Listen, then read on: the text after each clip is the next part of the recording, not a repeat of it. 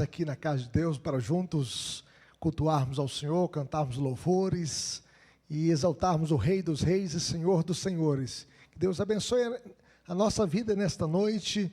Essa semana tivemos um momento de oração pelas missões. Ontem, dia 12 de agosto de 2025, 166 anos de história da Igreja Presbiteriana evangelizando o Brasil com a chegada de Simonton, e nós somos fruto desse trabalho missionário. E hoje, neste dia 14, juntos estudando a palavra de Deus. Simonton, quando ele viu que o Brasil era tão grande, ele fez um jornal para as suas mensagens serem propagadas para as lideranças políticas da época, para as autoridades religiosas. Então ele mandava esse jornal chamado Imprensa da Fé.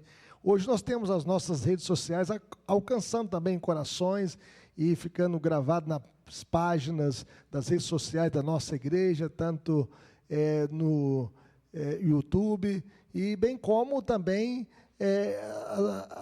as programações da igreja em outras redes sociais. Que Deus continue nos abençoando, despertando os nossos corações. Vamos abrir a palavra de Deus, meus irmãos, e nós estaremos lendo a segunda epístola de Paulo, no capítulo 3, versos 10 até o versículo 13. O tema geral desta carta é o encorajamento do ministério contra as adversidades e as falsas doutrinas. E nós estaremos lendo nesse texto em 2 Timóteo 3, verso 10 a 13. E hoje nós iremos falar sobre vivendo com fidelidade em tempos de oposição. E eu convido os irmãos a se colocarem em pé mais uma vez e vamos ler esses versículos juntos. São apenas 4 versículos. Você que está em casa também, que recebeu esse link, compartilhe com outras pessoas, nos seus grupos sociais. Os irmãos que estão aqui depois possam enviar a mensagem para os seus parentes, amigos e também nas suas redes sociais, para que outras pessoas sejam abençoadas e tocadas pela graça de Deus. Vamos ler esse texto então, segunda epístola de Paulo a Timóteo, capítulo 3, verso 10 até o 13. Tu, porém, tens seguido de perto o meu ensino, procedimento, propósito, fé, longanimidade, amor, perseverança, as minhas perseguições e os meus sofrimentos, quais me aconteceram em Antioquia, Icônio e Listra, que variadas perseguições tenho suportado.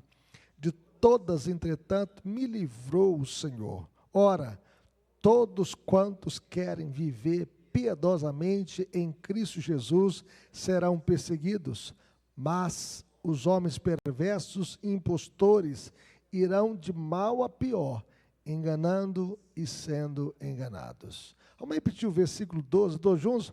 Ora, todos quantos querem viver piedosamente em Cristo Jesus serão perseguidos. Mais uma vez, ora, todos quantos querem viver piedosamente em Cristo Jesus serão perseguidos. Oremos. Pai querido, fale conosco por meio da Tua palavra, Senhor, que possamos entendê-la, que possamos aplicá-la, que o Senhor possa nos fortalecer, ó Deus, mesmo em tempos de tribulações, em tempos de oposição, em tempos, ó Deus, difíceis que vivemos neste mundo caído, que o Senhor possa nos fortalecer, assim como o Senhor fortaleceu Paulo, assim como o Senhor fortaleceu Timóteo, nos fortaleça também, Senhor, para que possamos, ó Deus, manter a nossa fidelidade ao Evangelho de Jesus, na pregação, na vida, ó Deus, na conduta, no procedimento, ó Deus, que o Senhor seja exaltado, que Jesus possa brilhar através da nossa vida, que possamos resplandecer a luz de Jesus neste mundo tenebroso, Senhor, neste mundo em trevas. Usa a nossa vida, Senhor, para que possamos iluminar outras pessoas, para que possamos levar a luz do Evangelho para outros corações. É o que pedimos no nome de Jesus, para a glória de Jesus. Amém. Podeis assentar, meus irmãos. Nós vivemos em um tempo em que a fé é ridicularizada, é confrontada, em muitos casos perseguida. Por exemplo, profissionais cristãos que se recusam a participar de ações que ferem a sua fé, como celebrar casamentos homoafetivos, ou realizar abortos, ou mudar documentos de gênero. Muitas dessas pessoas são processadas, demitidas ou publicamente atacadas. Isso já não é novidade, isso tem acontecido pelo mundo afora. O próprio Senhor Jesus prometeu, meus irmãos, que os seus seguidores, eles enfrentariam oposições. O Senhor Jesus disse: no mundo passais por aflições, mas tem de bom ânimo, eu venci o mundo. O Senhor Jesus disse: se o mundo vos odeia, sabei que primeiro do que a vós outros me odiou a mim. Se vós fosseis do mundo, o mundo amaria o que era seu. Como todavia não sois do mundo, pelo contrário, dele vos escolhi. Por isso o mundo vos odeia. O mundo não ama Cristo, o mundo odeia Cristo, o mundo não ama a igreja, o mundo odeia o povo de Deus. E o apóstolo Paulo, ao escrever a sua última carta ao jovem pastor Timóteo, ele reafirma esta dura realidade. Ele fala de tempos difíceis, tempos perigosos. Mas Paulo não apenas alerta sobre os perigos, mas ele mostra também o caminho da fidelidade em meio às tribulações, em meio às aflições da vida, em meio à oposição. Paulo está preso, prestes a ser executado, e escreve a Timóteo com um tom pastoral, um tom paternal e urgente. E ele havia acabado de escrever os últimos dias como tempos difíceis. Tempos marcados por pessoas amantes de si mesmas, pessoas egoístas, arrogantes, falsas, avarentas, pessoas dominadas pelo amor ao dinheiro, pessoas também mais amigas dos prazeres do que amigas de Deus. Querem viver a balada, a noitada, os carnavais, os bordéis, mas desprezam Deus. E agora, Paulo contrasta essas pessoas com o próprio exemplo de vida. Paulo chama Timóteo a perseverança e fidelidade, lembrando de que o caminho da piedade passa pela oposição. Por isso ele fala o seguinte: ora, todos quantos querem viver piedosamente em Cristo Jesus serão perseguidos. Vamos ver isso comigo? Ora, todos quantos querem viver piedosamente em Cristo serão perseguidos. A grande ideia dessa passagem, meus irmãos, é que a fidelidade cristã, em tempos de oposição, se manifesta pelo compromisso com a verdade, pela perseverança diante das perseguições e pela confiança no livramento do Senhor. Paulo passou por tudo isso, mas enfrentou a bênção de Deus, a presença de Deus em meio à sua dor, os livramentos do Senhor. E neste texto, Paulo nos mostra 3 marcas da fidelidade em tempo de oposição, que devem ser imitadas por todo cristão comprometido com Jesus, por todo cristão que vive a sua vida voltada para Cristo. E a primeira coisa que nós aprendemos aqui é que a fidelidade se expressa na coerência entre o ensino e a vida. Veja bem o que diz o versículo 10. Veja como Paulo escreve. Veja o que diz o verso 10. Vamos lê-lo comigo? Vai aparecer aí na tela, todos juntos? Tu, porém, tens seguido de perto o meu ensino, procedimento, propósito. Só até aqui. Então, Paulo anuncia, né, o tu, porém. Ele inicia esta passagem dizendo: tu, porém, em contraste com os falsos mestres descritos anteriormente. E ele então fala de Janes e Jambres, que eram homens que resistiram a Moisés. E ele diz que os falsos mestres também do seu tempo eram homens de todo corrompidos na mente, réprobos contra a fé, e eles, todavia, não irão avante, porque a sua insensatez será a todos evidente, como também aconteceu com a daqueles. E ele mostra então a diferença, o contraste. Tu, porém, Timóteo, você tem seguido de perto o meu ensino, procedimento e propósito. Então, Timóteo, meus irmãos, ele não seguiu o erro, ele seguiu o exemplo. O verbo aqui, grego, usado por Paulo, significa seguir de perto com a intenção de imitar, de copiar. Então, seguir aqui, seguir de perto com essa intenção de imitar. Não foi apenas uma observação externa, mas um discipulado profundo, de alguém que caminha junto, que anda junto, que está olhando o exemplo, a conduta e o ensino do apóstolo Paulo. Timóteo então conheceu a vida, a doutrina, a intenção, o amor, a fé, a paciência e o sofrimento de Paulo. O discipulado cristão verdadeiro, meus irmãos, não é apenas teórico, mas é vivencial. O discipulado cristão envolve observar, conviver e imitar. É por isso que não existe crente sem igreja, crente desigrejado. Ele tem que viver a vida cristã, ele tem que viver no meio do povo de Deus. E nós podemos perceber que Paulo aqui, ele lista 9 qualidades que Timóteo viu em sua vida.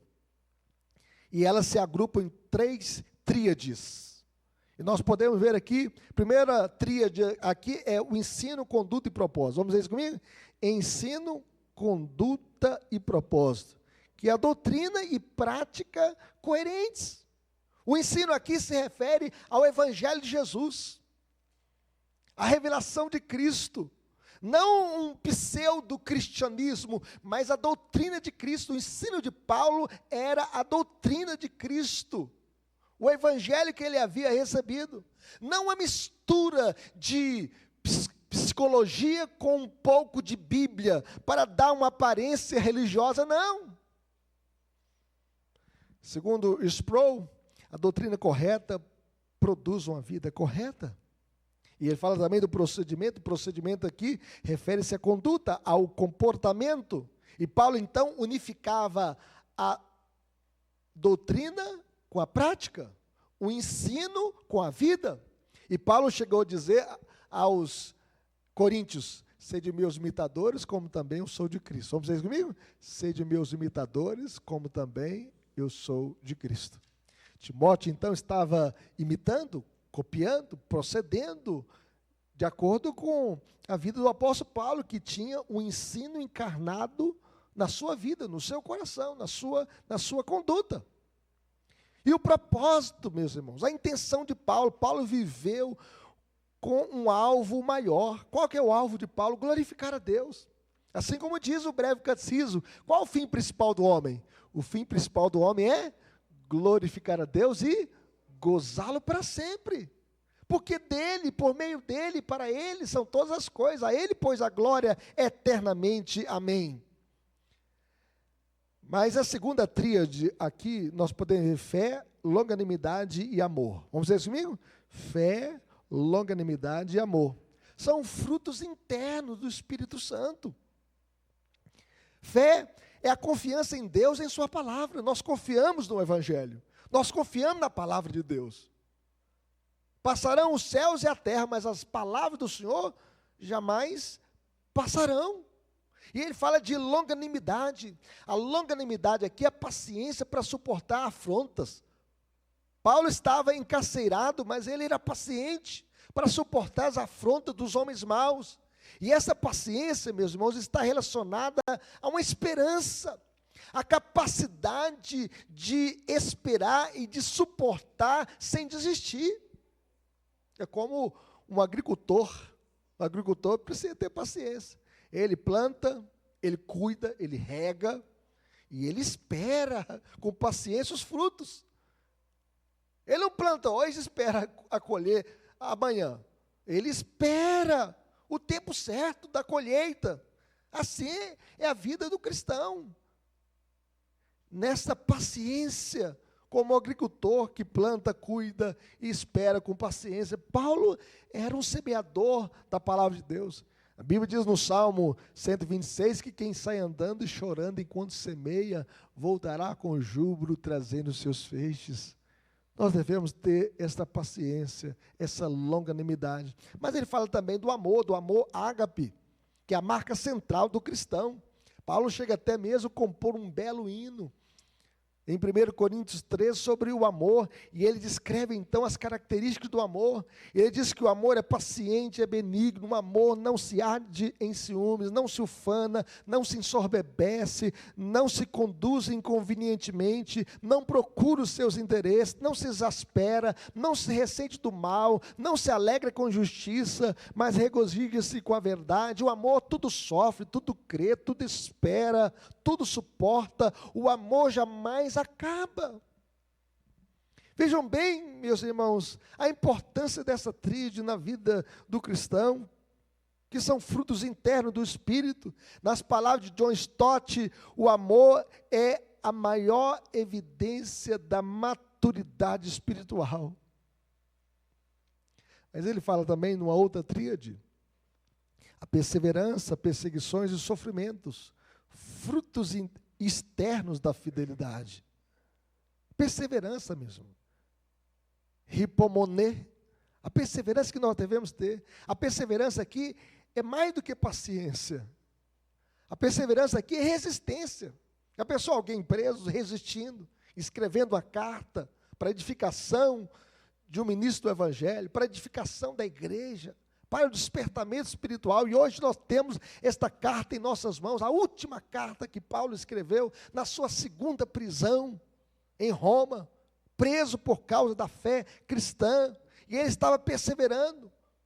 Perseverança é a coragem para continuar, apesar da oposição, apesar das perseguições, apesar das aflições. Por isso Paulo diz aos Coríntios, no capítulo 6, verso 4 a 5, ele diz o seguinte: pelo contrário, em tudo recomendamos-nos a nós mesmos, como ministros de Deus, na muita paciência, nas aflições, nas privações, nas angústias, nos açoites, nas prisões, nos tumultos, nos trabalhos, nas vigílias, nos jejuns. E ele faz uma lista de coisas que são necessárias para que possamos perseverar, apesar dos pesares, apesar das aflições. Paulo não apenas suportou os sofrimentos, ele os transformou em oportunidades para glorificar a Deus. A Bíblia chega a dizer que toda a guarda pretoriana conheceu o Evangelho através de Paulo. Naqueles turnos, ele aproveitava a oportunidade para pregar o Evangelho para os soldados romanos. E quando ele escreve a sua carta aos Filipenses, ele fala assim: a santos da casa de César. Gente que ele teve contato e pregou o Evangelho. Como ferro, meus irmãos, que se tornam mais fortes por passar pelo fogo, Timóteo viu Paulo ser provado e sair mais forte. Paulo não escreve esta carta aqui lamentando, chorando, desistindo, não. Ele vê que todas as coisas cooperam para o bem daqueles que amam a Deus, daqueles que são chamados segundo o seu propósito. E ele usou a prisão como um gabinete pastoral para escrever as suas cartas, que hoje edificam e abençoam as igrejas pelo mundo afora e pelos séculos até a volta de Jesus. Segundo John Stott, a teologia de Paulo não era apenas ensinada, mas era vivida. Ele ensinava, mas ele vivia o Evangelho da graça de Deus. Mas em segundo lugar, meus irmãos, a fidelidade será testada pela perseguição e sofrimento. Jesus disse que no mundo passais por aflições, mas tende bom ânimo. Veja o que Paulo diz aí no verso 11 e 12. Leia comigo, vai aparecer aí na tela, vai aparecer para você que está em casa acompanhando a transmissão. Vamos ler juntos? As minhas perseguições e os meus sofrimentos, quais me aconteceram em Antioquia, Icônio e Listra, que variadas perseguições tenho suportado. De todas, entretanto, me livrou o Senhor. Ora, todos quantos querem viver piedosamente em Cristo Jesus serão perseguidos. Aqui Paulo fala das suas perseguições e fala também dos seus sofrimentos por causa do Evangelho. E Paulo, ele relembra os sofrimentos enfrentados em 3 cidades na sua primeira viagem missionária. Pode colocar na tela aqui, esse mapa aqui, olha que interessante, né? Esse mapa aí da viagem missionário de Paulo, quando ele saiu de Antioquia, da Síria, com Barnabé, e ele foi então passando ali pela ilha de Chipre, chegou em Pés de Pafos, e depois ele pregou na Antioquia da Pisídia, em Icônio, Listra e Derbe. Paulo rodou na sua primeira viagem missionária, plantando igrejas, levando ao conhecimento de Cristo outros povos, outras pessoas, e ele fez muitos discípulos de Cristo nestas regiões. E nós podemos ver que em Antioquia da Pisídia, ele foi expulso sem cerimônia, ele pregou, ele fez uma exposição do Antigo Testamento, e os judeus então, em vez de aceitar a Cristo, rejeitaram a Cristo, e expulsaram Paulo do seu território. Atos 13, verso 50. E então ele foi para outra cidade, ele foi para Icônio, e ele teve que fugir também para não ser linchado. Ele pregou o evangelho em Icônio, ele falou de Jesus em Icônio, e depois ele fugiu para Listra, e ali ele curou um homem paralítico, levou o evangelho para ele, e disse: apruma-te sobre os seus pés, e ele se levantou. Eles queriam prestar um culto a Paulo, como se ele fosse um Mercúrio, e Barnabé, Júpiter. E ele falou: olha, nós somos homens semelhantes a vocês, adore a Deus. E por causa disso, Paulo então foi apedrejado e arrastado para fora da cidade e dado por morto. Curiosamente, meus irmãos, Listra era a cidade natal de Timóteo. E é justamente ali, nesse cenário de dor, de sofrimento, que Timóteo se converte e se torna um seguidor de Jesus. Veja bem como Deus usou a dor do apóstolo Paulo, usou aquela cena terrível de perseguição e alcançou Timóteo. O jovem discípulo não apenas ouviu sobre isso, ele viu. Sofrimentos e perseguições caminham juntos na vida de Paulo. Se você quiser abrir a sua Bíblia, abra a sua Bíblia comigo, em 2 Coríntios, capítulo 11, verso 23 a 28. Se puder aparecer também essa passagem, 2 Coríntios, versículo 23 até o 28. Paulo, então, ele descreve uma lista de sofrimentos e perseguições por causa do Evangelho. Eu nunca consegui ler na história alguém que sofreu como o apóstolo Paulo, a não ser Jesus na cruz. Mas Paulo foi um dos homens que mais sofreu por o Evangelho. Paulo foi um sofredor por causa de Cristo, para levar o Evangelho. E ele chega a dizer no verso 23 até o verso 28, são ministros de Cristo, falo como fora de mim, eu ainda mais, em trabalhos, muito mais em prisões, em açoites sem medida, em perigo de morte, muitas vezes, 5 vezes recebi dos judeus uma quarentena de açoites, menos um. A gente fica reclamando da só, Senhor, sofro demais, né? É só olhar a lista de sofrimento do apóstolo Paulo.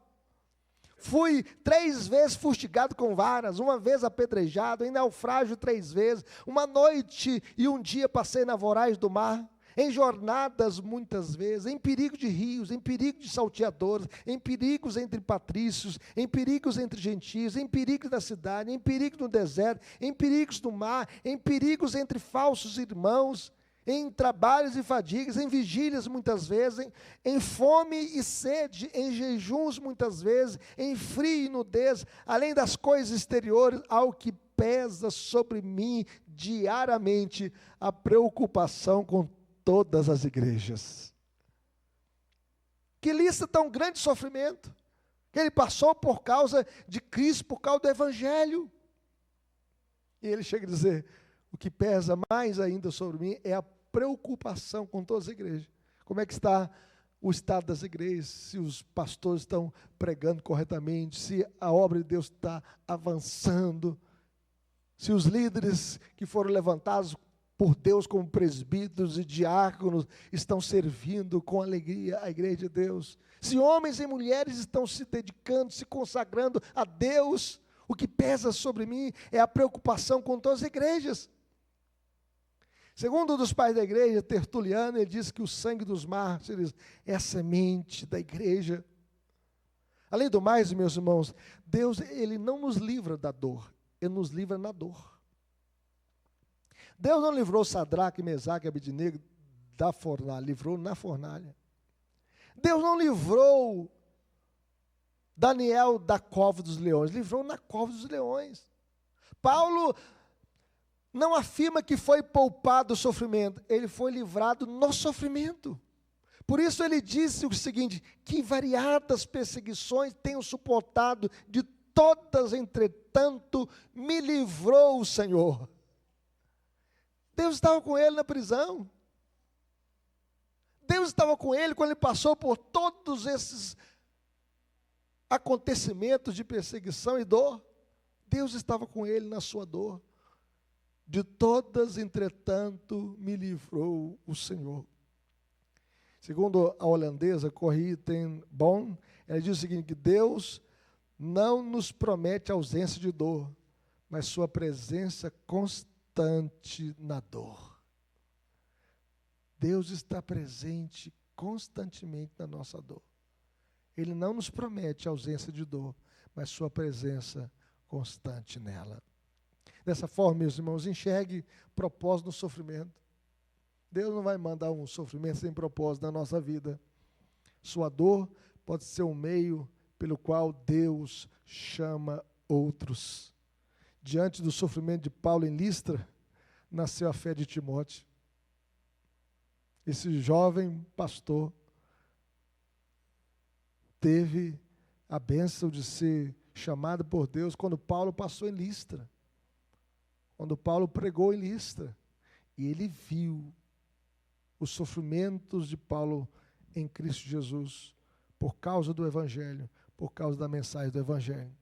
A perseguição nunca é agradável. A perseguição machuca a gente, mas ela é inevitável para os que vivem em Cristo.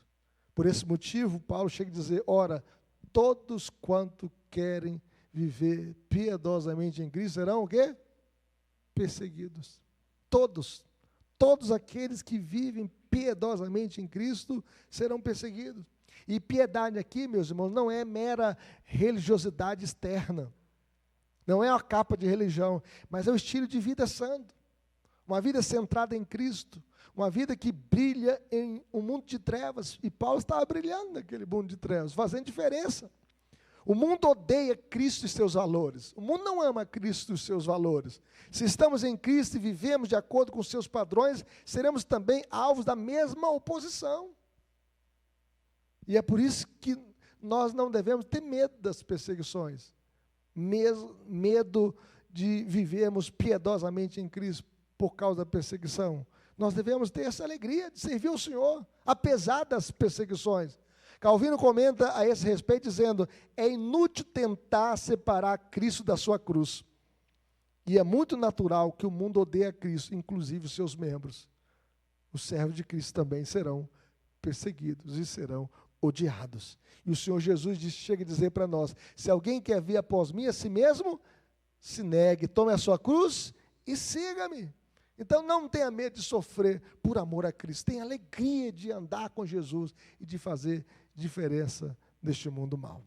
Finalmente, meus irmãos, a fidelidade contrasta com o engano progressivo dos ímpios. Veja o que diz o verso 13. Esse versículo vai aparecer aí na tela. Vamos ler comigo? Mas os homens perversos, impostores, irão de mal a pior, enganando e sendo enganados. Então, esses obreiros da iniquidade estão indo e caminhando a passos largos para o inferno. Eles irão de mal a pior. O mundo, meus irmãos, ao contrário dos fiéis, seguirá um caminho decadente. A malignidade cresce, o engano se aprofunda. E esse progresso é, na verdade, um retrocesso moral e espiritual. É uma decadência. Enquanto os piedosos são perseguidos, os ímpios se afundam no lamaçal do pecado, do engano, da mentira, do dolo, da corrupção. Mas O cristão, meus irmãos, né? Ele tem essa alegria, saber que no final de tudo, nós teremos a coroa da vitória. Isso traz consolo. A perseguição não é sinal de fracasso, mas de fidelidade. Vale a pena ser fiel a Cristo. Mas os perversos e impostores, e a palavra perversa aqui indica caráter moral corrompido, diluído, enquanto impostores ou enganadores apontam para uma intenção manipuladora e dissimulada. Os impostores têm um pacto com Satanás porque eles abraçaram a mentira. No entanto, eles irão de mal a pior. Estão caminhando a passos largos para o inferno. O progresso dos falsos mestres é uma degeneração. Serão desmascarados, serão destruídos, estão caminhando para a ruína. E eles avançam apenas na maldade, enganando os outros e afundando no seu próprio engano, no pântano da corrupção, da maldade, da mentira. Eles estão enganando e sendo enganados. É como um vendedor de mapas falsos, né? E ele se orienta por esse mapa falso, né? E ele está perdido. E ainda leva outros com ele. Porque o seu fundamento é a falsidade. Ele vende mapas falsos e usa o próprio mapa para se orientar. Ele está perdido e caminhando para a perdição e levando outros para a perdição. Concluindo, meus irmãos, nós vivemos tempos semelhantes aos tempos de Timóteo. A fidelidade está sendo provada. A igreja precisa de homens e mulheres que não apenas conheçam a verdade, mas vivam de forma coerente com ela, mesmo diante da oposição, mesmo diante da perseguição, mesmo diante da dor. Paulo aqui encoraja Timóteo a nós, a lembrar de onde viemos, quem nós somos, quem nos discipulou, quem nos ensinou o Evangelho, qual foi o custo da fé que recebemos, e a perseverar com coragem, sem olhar para trás. O Senhor Jesus diz que aquele que põe a mão no arado e olha para trás, não é apto o quê? Para o reino de Deus. Como viveremos? Em primeiro lugar, seguindo a verdade com coerência. Então estude, viva e ensine o Evangelho com integridade. Paulo mostrou que Timóteo deveria seguir o seu ensino e a sua conduta. Ele tinha que conciliar a doutrina com a vida. Se queremos impactar o mundo, meus irmãos, precisamos primeiro ser discípulos fiéis, como Timóteo, que segue a Cristo com doutrina, conduta e perseverança. Que possamos impactar o mundo com a boa doutrina e com a vida correta para a glória de Deus. Mas em segundo lugar, meus irmãos, como viveremos? Aceitando o sofrimento como parte da jornada. O Senhor Jesus não prometeu para ninguém sombra e água fresca. Ele disse que no mundo nós passamos por aflições. E Paulo estava enfrentando os seus últimos dias na terra, mas escrevendo esta carta para a edificação da igreja, para que Timóteo pudesse ser fortalecido na fé e pudesse também fortalecer outros na fé. Então não fuja da cruz. Tome-a e siga a Cristo, sem olhar para trás. O discipulado verdadeiro é forjado nas chamas da perseguição. E que nossa fé, como a de Timóteo, cresça, não apesar do sofrimento, mas através dele. Além do mais, ore pelos perseguidos. Quantos estão sendo perseguidos em outros países, fechados para o Evangelho? No mundo islâmico, em Marrocos, na África, na Oceania e até mesmo aqui no Brasil. Milhões hoje, meus irmãos, sofrem por causa do Evangelho. E existem muitos presos por causa da fé. Então lembre-se deles, ore por eles, interceda, clame ao Senhor. Como viveremos? Em último lugar, meus irmãos, nos distanciando do engano do mundo. Esse mundo caído quer nos enganar com as suas heresias, com seus falsos ensinos. Permaneça firme na palavra de Deus, mesmo que todos ao redor escolham o engano, a mentira. Mesmo que outros possam trocar o evangelho por uma outra revelação. A Bíblia diz, mesmo se um anjo descesse aqui nesta noite e trouxesse uma outra mensagem, seja anátema. Nós não podemos abrir mão do evangelho que nós recebemos.